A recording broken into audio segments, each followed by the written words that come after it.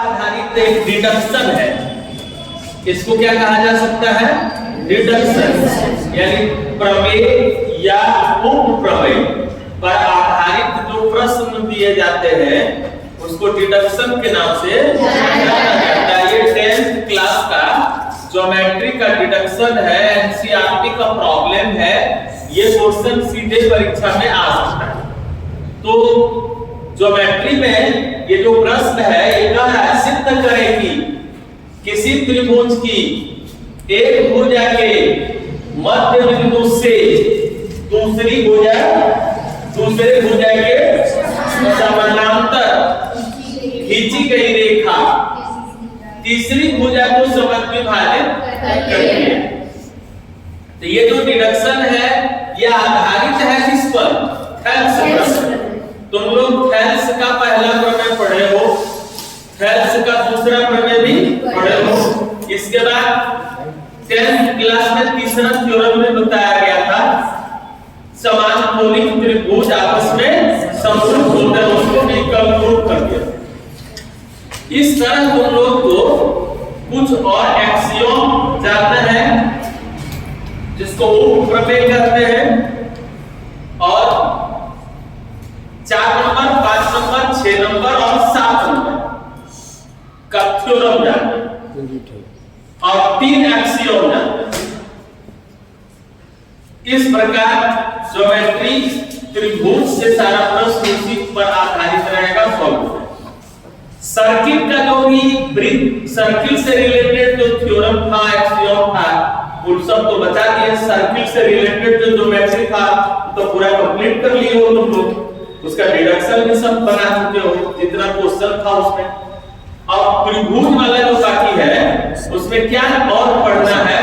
तो सबसे पहला चीज है कि थ्योरम पहला थेल्स प्रमेय 1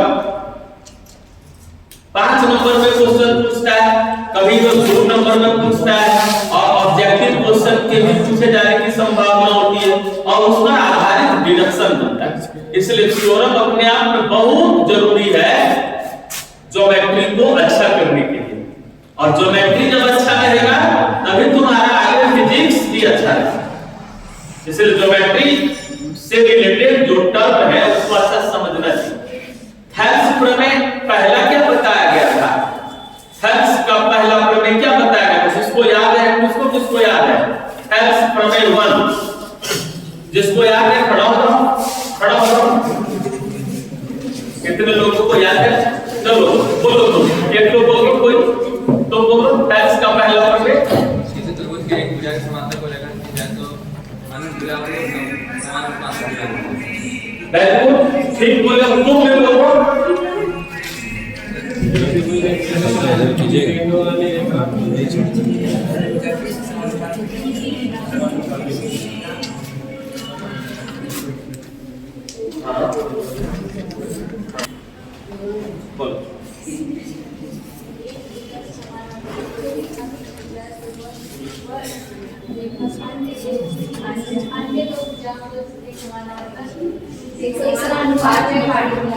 सब लोग बोलो एक बार।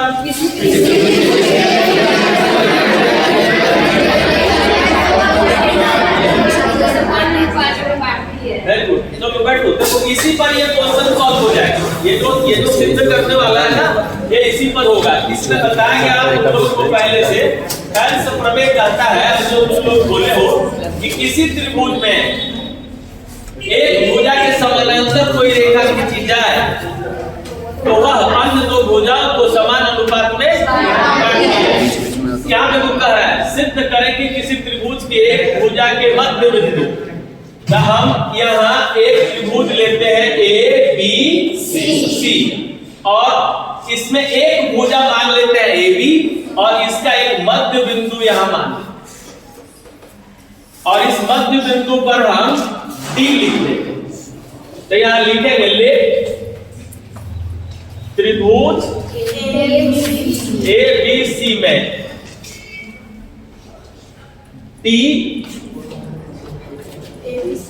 ए बी का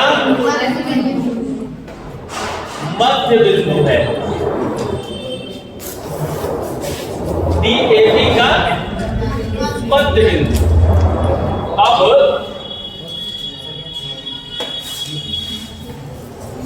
एक भुजा के मध्य बिंदु से दूसरे भुजा के समानांतर, या लिखे त्रिभुज ABC में D एक भुजा मतलब AB का मध्य बिंदु है। अब दूसरी भुजा के समानांतर रेखा खींची जाए, यहां से एक रेखा खींच दिया, ये रेखा DE है। ये DE पैरेलल है दूसरी भुजा मतलब BC का। तो सिद्ध करना है, यानी टू प्रूव दैट, सिद्ध करें कि किसी त्रिभुज के एक भुजा के मध्य बिंदु से दूसरी भुजा के समानांतर कोई रेखा खींची जाए तो तीसरी भुजा को समद्विभाजित करती है। तो तीसरी भुजा AC बच गया ना, तो इसको समद्विभाजित करेगी, मतलब AE और EC बराबर होगा। टू प्रूव दैट AE बराबर EC। अब देखो खाली समझना, आसान कितना है, यहां तक समझ में आया। अब यहां देखो हम प्रमाण लिखते हैं, प्रमाण। तो थेल्स का प्रमेय कहता है, इस प्रमाण में देखो क्या है, इस प्रमाण में क्या है कि D समानांतर BC, तो यहां हम लिखेंगे DE समानांतर BC। किसके अनुसार? क्वेश्चन का रहा है, ये क्वेश्चन का रहा है, ये क्वेश्चन में दिया हुआ है, इसको हम गिवन लिख सकते हैं। ये बात दिया गया है कि D समानांतर BC। अब समानांतर है तो पहला प्रमेय क्या कहता है कि यदि रेखा समानांतर हो तो अन्य दो भुजाओं को समान अनुपात में बांटती है। तो यहां लिखेंगे थेल्स प्रमेय 1 से, थेल्स प्रमेय 1 से।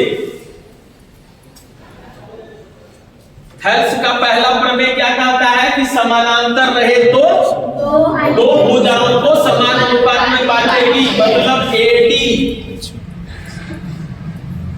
बटे BD बराबर AE बटे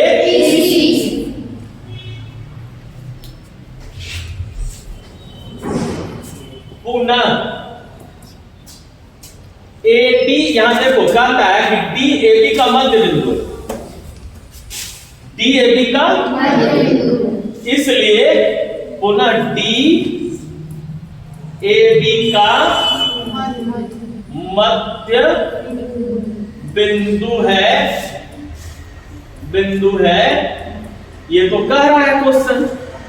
तो जब मध्य बिंदु है तो क्या लिख सकते हैं, इसलिए AD बराबर हो जाएगा, जब ये मध्य बिंदु है तो AD और BD बराबर हो जाएगा। अब यहाँ AD बटे BD, अब यहाँ लिखेंगे AD और नीचे क्या है तब BD के बदले भी AD लिखे बराबर AE बटे कट गया एक बार, इसलिए AE बराबर प्रूव क्या करना था, ये प्रूव करना था, लिख सकते हैं। इसलिए हम कह सकते हैं कि E AC का मध्य बिंदु है, इसलिए E AC का मध्य बिंदु है। प्रूव इसमें उतारोगे कैसे, फिर पहले फिगर बना लो, इतना उतार लो, तब फिर प्रमाण में यहाँ तक उतार के प्रूव हो गया। समझ में आया? आ जाएगा तो बन जाएगा कि नहीं? तब बन जाएगा तो इस टाइप का क्वेश्चन पूछा जाता है और बिल्कुल कृत्रिम पूछा जाता है। तब इतना ही तुम लिखोगे तब तुमको पास मिलेगा। नोट करो, जल्दी से नोट करो। इसके बाद कुछ एक्सियम एक आपको बता देते हैं, एक दो एक्सियम बताएंगे। ये डिडक्शन था, अब इससे आगे उतार लियो इसको। Yes sir.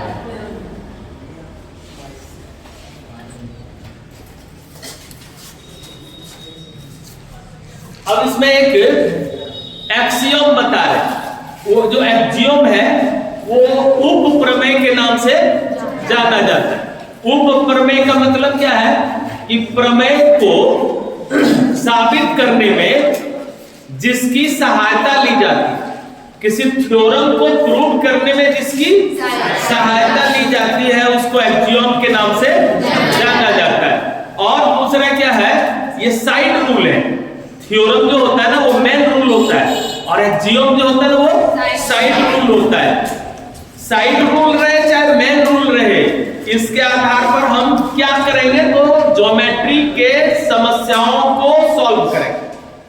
ज्योमेट्री की समस्या जो अभी था, एक ज्योमेट्री की समस्या थी जिसको प्रूव करने कहा गया, इसको डिडक्शन के नाम से जाना जाता है। ये डिडक्शन किसी भी तरह का ज्योमेट्री में रहेगा तो वो डिपेंड होता है उप प्रमेय पर या तो फिर प्रमेय पर या तो उप प्रमेय पर। यानी प्रमेय या उप प्रमेय ऐसे आर्टिकल्स हैं जिसकी सहायता से ज्यामिति की समस्याओं का हल प्राप्त किया जाता है। ज्यामिति में जो समस्याएं होती है, समस्या मतलब जो प्रॉब्लम्स होते हैं मैथ के, ज्योमेट्री वाले मैथ के, उसको हल करने में दो औजार चाहिए। एक औजार का नाम है थ्योरम, दूसरा औजार का नाम है एक्सियम। हाँ, तो एक थ्योरम और एक एक्सियम, जिसमें थ्योरम जो है वो बड़ा औजार है और एक्सियम जो है वो छोटा औजार। तो एक्सियम की सहायता से हम थ्योरम को भी प्रूव कर लेते हैं और डिडक्शन को भी उससे निकाल सकते हैं। अब यहां एक एक्सियम दिया जा रहा है कि किसी त्रिभुज, एक्सियम 1, किसी त्रिभुज लिखना है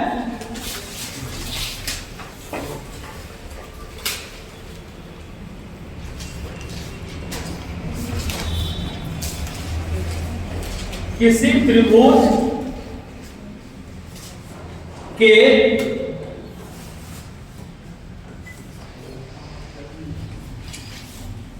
शीर्ष कोण को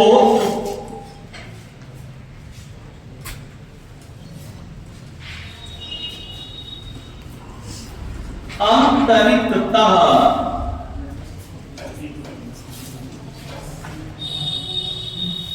या बाह्यतः, अंतरितः या बाह्यतः, अंदर से या तो बाहर से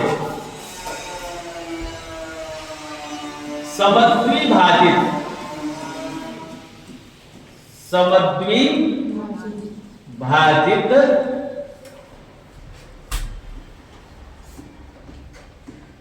करने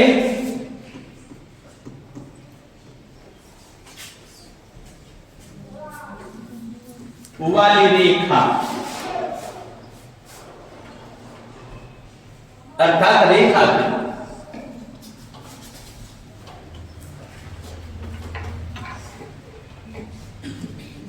सामने की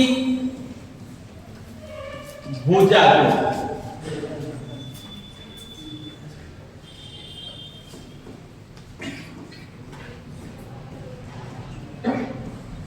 को बनाने वाली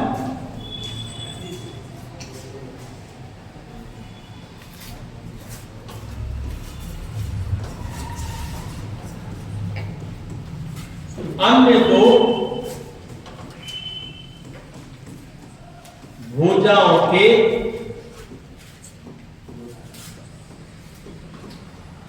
अनुपात में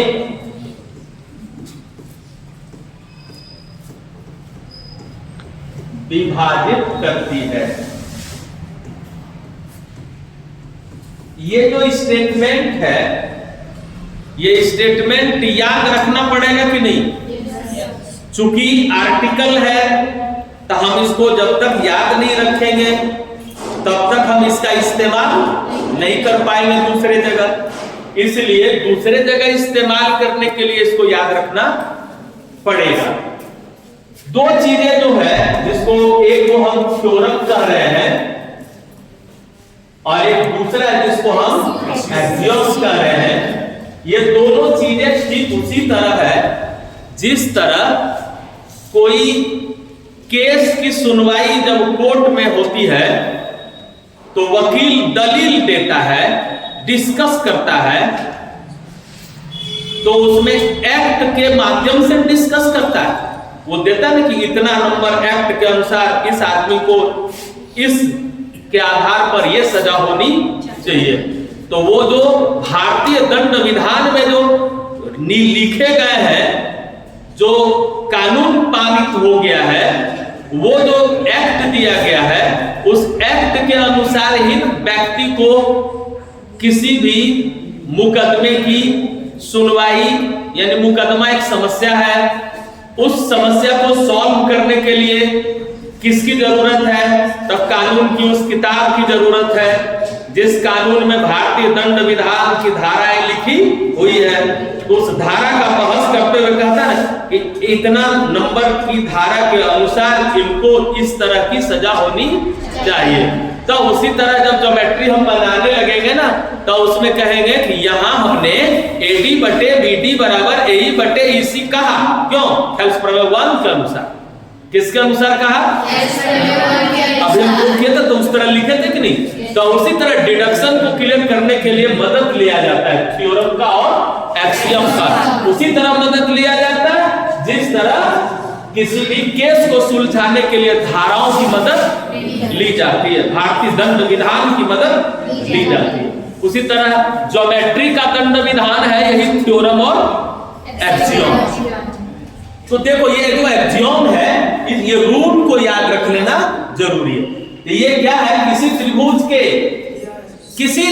के शीर्ष कोण को अंदर से या बाहर से, अंतरिक्तः या बाह्यतः समद्विभाजित करने वाली रेखा या रेखाखंड, तो समद्विभाजित करने वाली यानी बाइसेक्ट करने वाली, समान रूप से दो भागों में बांटने वाली रेखा सामने की भुजा को शेष दो भुजाओं के अनुपात में विभाजित करती है। तो शेष दो भुजा कौन भुजा है? जो दोनों भुजा मिलकर कोण का निर्माण किया था। अब जरा सा इसको यहां से देखना है।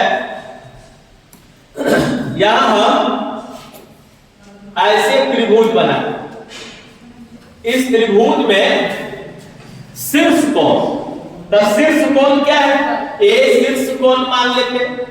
शीर्ष कोण तो बी भी हो सकता है, शीर्ष कोण सी भी हो सकता है, लेकिन मेरे लिए सॉल्व करने में आसान होगा ए को शीर्ष कोण मानने। बोर्ड सामने है ना, कॉपी पर भी ए सामने है, तो लिखना आगे बढ़ना इससे आसान होगा। इसलिए हम इसको यही शीर्ष कोण लिया, 3 शीर्ष कोण, हमको किसी एक शीर्ष कोण लेने की जरूरत है। तो ये शीर्ष कोण ए, इसको समद्विभाजित करने वाली रेखा, तो ये एक रेखाखंड हम यहां से डालेंगे, एक रेखाखंड ऐसे डालेंगे जो एंगल ए को 2 समान भागों में बांट दिया। मतलब एक भाग इधर हो गया और एक भाग इधर हो गया, दोनों भाग आपस में बराबर है। ये अंतर से विभाजित हो रहा है। तो हम अभी अंतरिक्तः की बात कर रहे हैं।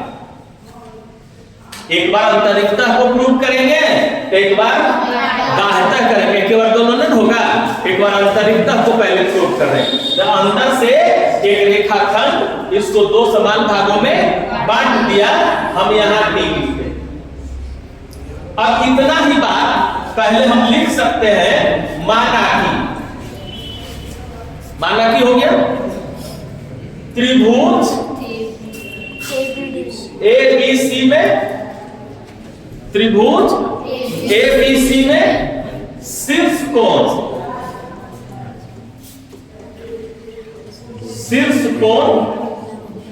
A, शीर्ष कोण ए को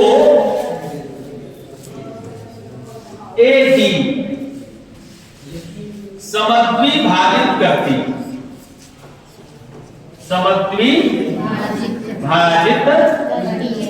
करती है।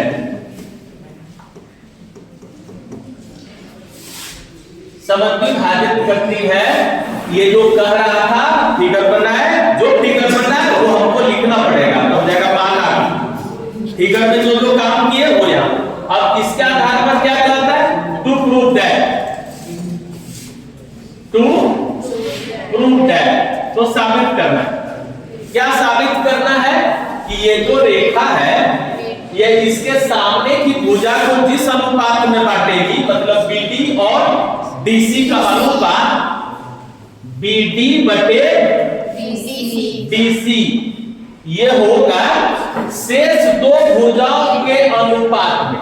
त्रिभुज में तीन को भुजा था ना, तो एक भुजा तो टुकड़ा बट गया, तो दो भुजा बच गया, उसी के अनुपात में होगा। यही जो दोनों भुजा बची हुई है वही ने ए को बनाया। ए को बनाने में जो दो भुजा यूज हुआ है, इसीलिए यहां लिखा हुआ है रेखा सामने की भुजा अंतरिक्ष या बाह्यता समद्विभाजित करने वाली रेखा सामने की भुजा उधर छिपा हुआ है ना, कितने है?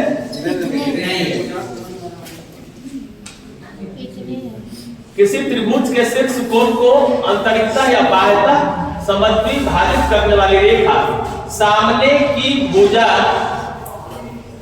को कोण बनाने वाले अन्य दो भुजाओं के अनुपात में विभाजित करती है। भुजा को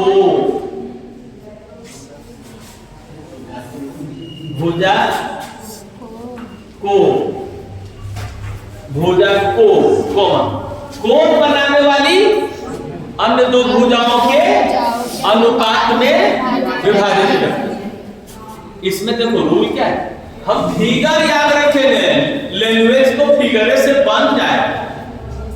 किसी त्रिभुज में शीर्ष कोण को समद्विभाजित करने वाली रेखा सामने की भुजा को उसी अनुपात में बांटती है जो अनुपात शेष दो भुजाओं का होता है। हम इसी तरह बोलेंगे तो क्या होगा? शेष दो भुजाओं का जो अनुपात है, और ये BD बटे DC बराबर AB बटे AC बराबर AB बटे AC। BD बटे DC बराबर AB बटे AC, और यदि इसको लिखते CD बटे BD तो लिखते AC बटे यानी इसको ऊपर करेंगे तो इसको ऊपर करना होगा। BD बटे DC, तो BD के तरफ AB है, AB बटे AC। अब ये तरह का रूल बन जाएगा, ये तरह का, इसको तभी हम प्रूव कर रहे हैं। अब जैसे तो पहले प्रूव कर लेते तब फिर रूल के बारे में बताया। अब यहां देखो, इसी को साबित करना। साबित करने के लिए क्या करना है? तो पहले एक रचना देना होगा, कंस्ट्रक्शन में क्या देंगे? इसी को ऐसे बढ़ाए,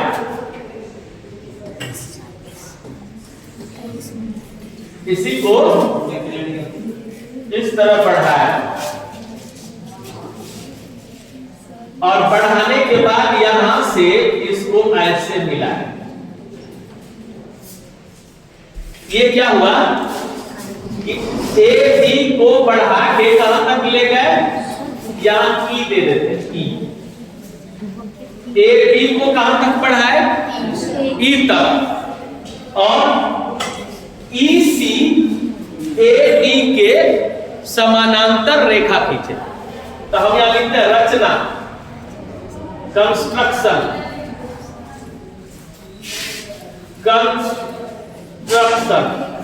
तुम लोग बनाने लगोगे ना तो खाली CON के पॉइंट डाल दोगे, CON देके ऐसे लिखोगे तो हो जाएगा कंस्ट्रक्शन। अब कंस्ट्रक्शन में हमने क्या दिया कि AB को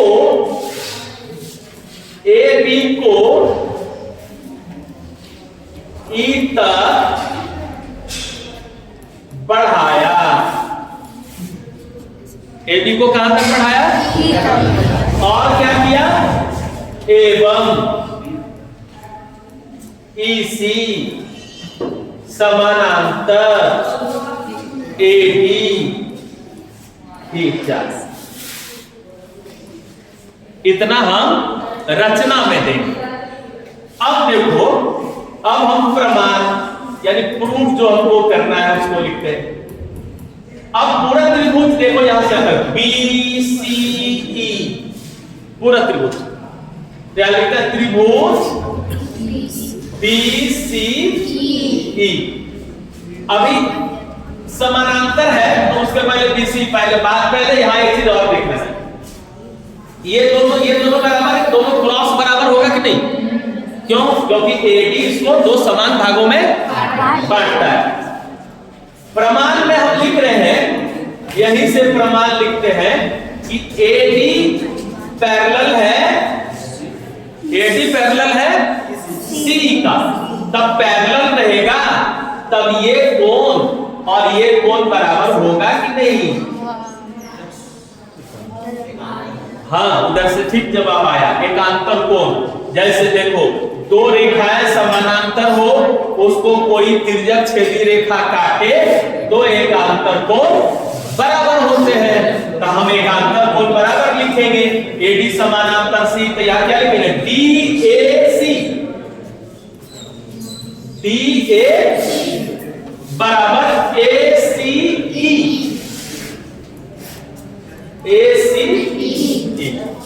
इसको लिखते हैं स्पष्ट। फिर देखो, एक चीज तुमको पता है कि दो रेखा समानांतर है और ऐसे काटे तो ये दोनों कोण भी बराबर होगा।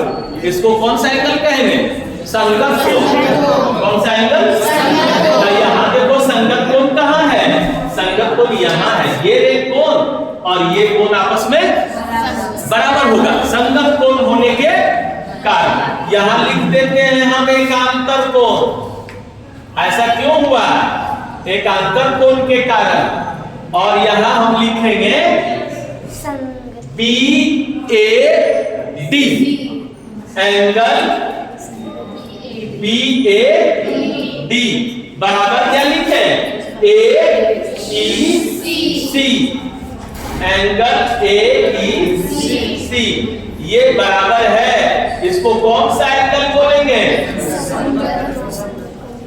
संगत। अब जरा देखो, इस दोनों समीकरण में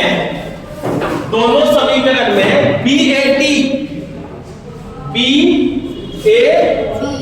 यहां और डी ए सी यहां, ये बी ए डी और डी ए सी ये दोनों बराबर है कि नहीं, पहले से बराबर। यहां लिखे थे चूंकि बी ए डी बराबर है डी ए सी, तो दोनों समीकरण का बायां बराबर हो गया, तो दायां को बराबर होने से कोई रोकेगा, इसलिए ACE बराबर AEC। अब जरा फिगर देखो, ACE कहां है, ACE यहां है, AEC कहां है, यहां। ये त्रिभुज जैसा दिख रहा है कि नहीं था, ये जो रेड वाला इधर से त्रिभुज दिख रहा है कि नहीं। तब तुम लोग को 9th क्लास का थ्योरम याद है, त्रिभुज की समान भुजाओं के सम्मुख कोण समान होते हैं। किसी त्रिभुज में यदि दोनों कोण बराबर है तो दोनों कोण के सामने जो भुजा होगी समान होगी। किसी त्रिभुज के समान कोणों की सम्मुख भुजाएं समान होती है। तो ACE देखो, क्या ACE कहां है, ACE, इसके सामने कौन सी भुजा होगी, A लिखते हैं, इसीलिए AE। अब AEC के सामने कौन सी भुजा है, AEC, इसके सामने AC। क्या तक समझ में आया, इतना समझ में आया। अब यहां से तुमको अब थोड़ा सा और, अब देखो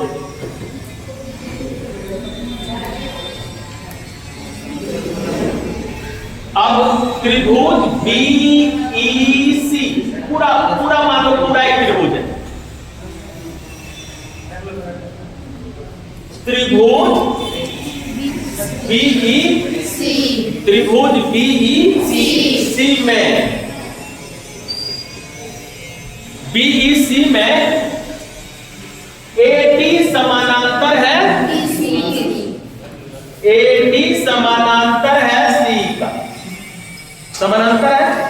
तथ्यात्मक प्रमेय कहता है कि यदि किसी त्रिभुज की एक भुजा के समानांतर कोई रेखा खींची जाए तो अन्य दो भुजाओं को समान अनुपात में बांटती है। या लिखेंगे थेल्स प्रमेय से थेल्स प्रमेय से थेल्स प्रमेय से क्या हो जाएगा कि B से A यानी AB बटे AE बराबर BD बटे जरा इसको पहले लिख लो। इसको जरा जो जिस तरह प्रूव करना है इसको पहले लिखते हैं। BD CC बराबर क्या है AB फिर क्या है AE के बदले क्या निकला AE के बदले ऐसे निकला हुआ है कि बस यहाँ ऐसे निकाल जो हमको प्रूव करना था वो आया कि देखो BD बटे TC बराबर ये प्रूव करना था। चलो प्रूव कितना लिखोगे 5 नंबर ले जाओ। आप फिर से एक बार समझा दे ये डिडक्शन ये एक्सियोम है। ये कहता है कि किसी त्रिभुज के शीर्ष कोण को अंतरिक्तः समाद्विभाजित करने वाली रेखाखंड सामने की भुजा को शेष दो भुजाओं के अनुपात में विभाजित करती है। इसको एकदम ईमानदारी से याद करो। मैथ में तो काम देगा ही। आगे तुम यदि साइंस लोगे तब फिजिक्स में एकदम अपना असली रूप में ये सब खड़ा हो जाएगा। डिडक्शन बनाने में तो न्यूमेरिकल बनाने में किसी फॉर्मूला को डिराइव करने में ये सब आके ज्योमेट्री वाला रूल जो है फिजिक्स में आके खड़ा होगा। इसलिए मैथ के लिए तो ये है ही, साइंस के लिए भी ये बहुत ही उपयोगी है। इसलिए इसको अच्छा से समझना है। तो जो लाइन अभी हम बोल रहे हैं सबको याद कर लेना पड़ेगा जो लिख दिए थे। किसी त्रिभुज के शीर्ष को अंतरिक्तः या बाह्यतः समद्विभाजित करने वाली रेखा सामने की भुजा को शेष दो भुजाओं के अनुपात में विभाजित करती है। शॉर्ट भी कर सकते हो, कोण वगैरह नहीं भी लिखोगे तो चलेगा। क्या शॉर्ट करना है इसको जरा सा दिखा देते हैं। यहाँ शॉर्ट वाला यहाँ दिखा देते हैं। किसी त्रिभुज के शीर्ष कोण को अंतरिक्तः या बाह्यतः समद्विभाजित करने वाली रेखा सामने की भुजा को यही से सामने की भुजा को इसको छोड़ देंगे तो चलेगा। इसको छोड़ देंगे तो काम चलेगा। इतना छोड़ भी सकते हैं या तुमको लिखना है तो लिख भी सकते हो, कोई गलत भी नहीं है। तो हम लिख सकते हैं या इसको छोटा भी कर सकते हैं। भुजा को अन्य दो भुजाओं के अनुपात में विभाजित करती है। यह अन्य दो भुजा वही दो भुजा है जिस भुजा से कोण का निर्माण हुआ है। इस कोण का निर्माण जिस भुजा से हुआ है, इसलिए हम उसको लिखें। अब यहां से पहला तो काम है तुमको ये याद कर लेना। दूसरा काम हो जाएगा यहां से इसको प्रूव करना। तो एक त्रिभुज हो गया, त्रिभुज में ये शीर्ष कोण है। यहां से इसको समद्विभाजित करने वाली रेखा खींचे AD समद्विभाजित करने वाली रेखा खींचे। यानी त्रिभुज ABC में शीर्ष कोण A को AD समद्विभाजित करती है। तो सिद्ध क्या करना है कि सामने की भुजा BD और DC दो टुकड़ा बट गया, तब BD बटे DC किसके अनुपात में होगा?